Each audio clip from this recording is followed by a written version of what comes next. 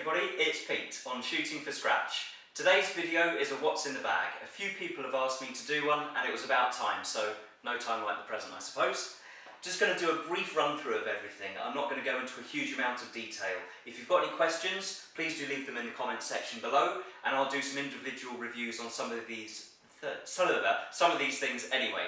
I'm going to try and do this in one take, so if I make any mistakes, bear with me. So the overall system that I use for my bag and trolley is a motor caddy system. It's the M3 Pro trolley with lithium battery and it's a dry series bag.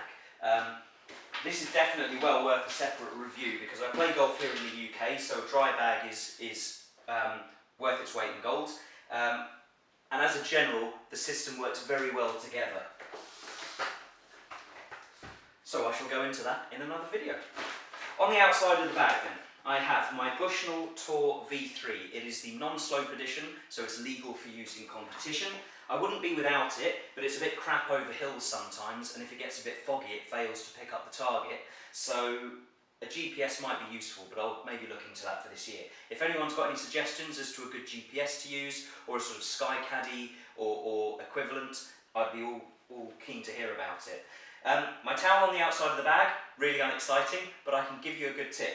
Wet the towel before you play and then wring it out really well so that it's just damp, and it will clean your clubs a lot better than a dry towel. And the other thing that I would recommend, it's a silly little thing, but it's a Masters brand club brush. It's got wire bristles on one side, plastic bristles on the other, and this is a hell of a lot better than a tee for keeping your grooves clean, especially on your wedges. So, onto the clubs themselves.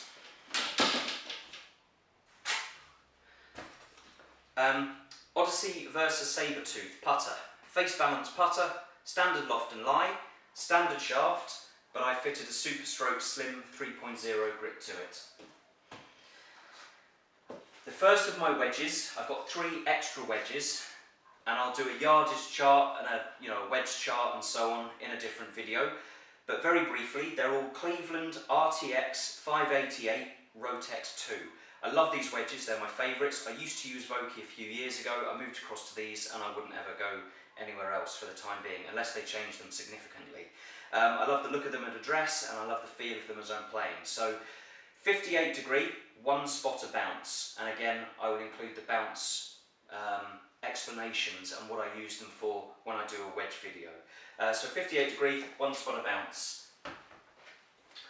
The next one is a 54 degree, also with 1 spot of bounce. So 4 degrees of loft difference and 15 yards of difference between those two.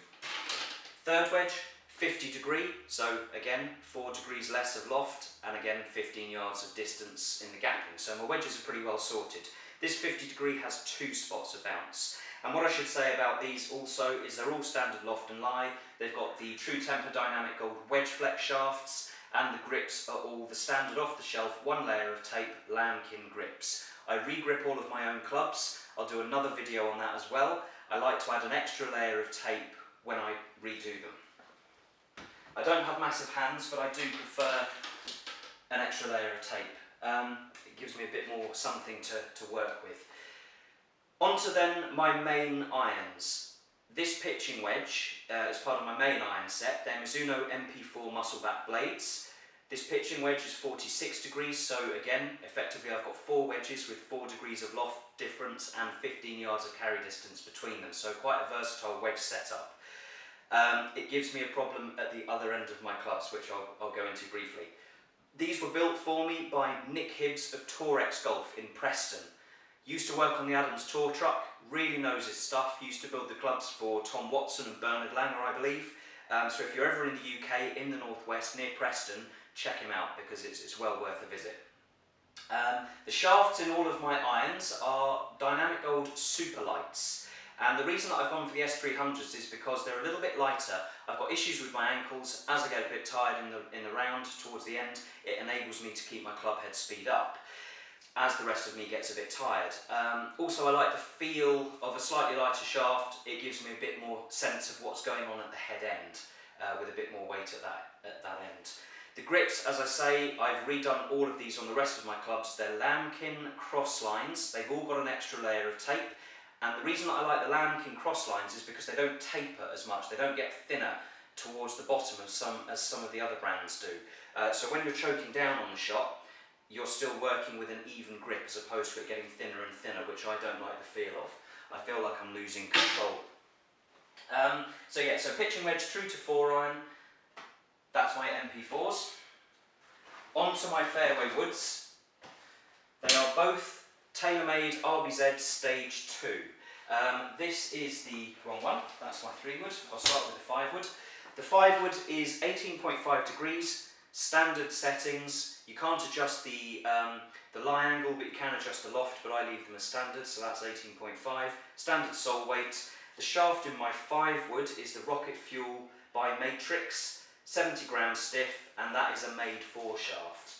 Now, I was talking earlier about a slight issue in my yardage gaps. Between my 4-wood and my 5-wood, I've got about a 35-yard difference, and that's because I prefer to have the more even gapping at my wedge end, but I've got a bit of an anomaly at the longer iron end, and I occasionally will swap out my 5-wood for a 2-iron if I'm playing a links course or it's a windy day, or if, you know, the course I'm going to play demands it. So, 3-wood, again, tailor-made RBZ Stage 2, 14.5 degree standard setting loft. The shaft in this one, Matrix Ozic Rule, 80 gram stiff. This is the Tour Preferred. This is a real deal shaft, and I get a really nice penetrating ball flight with both of those, to be honest, but that 3-wood is fantastic.